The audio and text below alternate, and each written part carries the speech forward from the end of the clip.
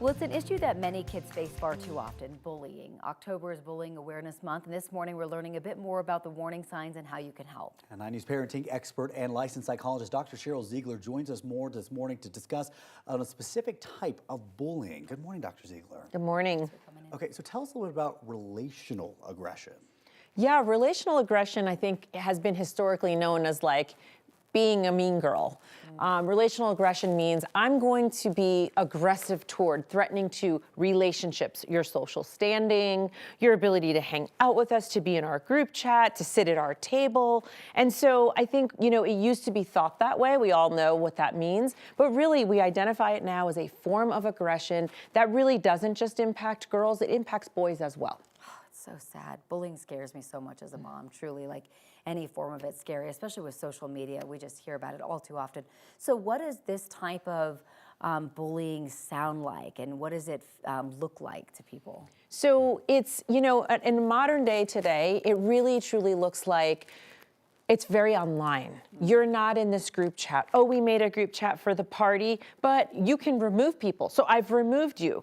Having a party, you can't come. But all of us are gonna go, we're all gonna post about it, you're going to see it. And so it's sort of like that, what we would call backstabbing, or just these cliques that continue to evolve. And usually there's one or two people that are in charge. And the one or two that are in charge really almost make it known to the rest of the group, if you don't follow suit with us, you're gonna be out too. So you better do this as well. And I just saw it so much, especially over the last week or so, honestly, with Halloween coming, when there are parties and Halloween events, everyone from elementary to high was affected by this. Who gets to go trick-or-treating with who? And usually the reason behind why you're excluded is totally unknown to the person.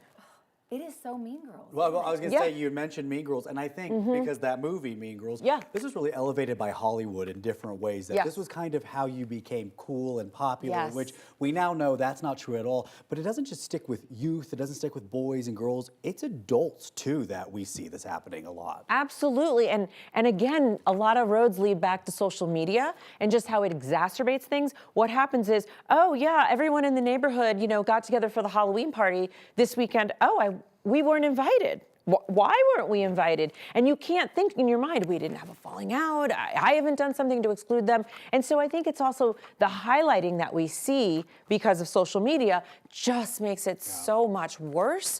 And I just want people to know that because it has its own special term, social aggression or relational aggression, doesn't mean that it's not bullying. It really has detrimental effects to depression, anxiety, self-harm, and eventually even suicide. So we have to take this very seriously. And if you are a parent doing this, your kids are watching you. Right, I mean, truly. All right, so what can parents do to help their kids out if they're in this situation?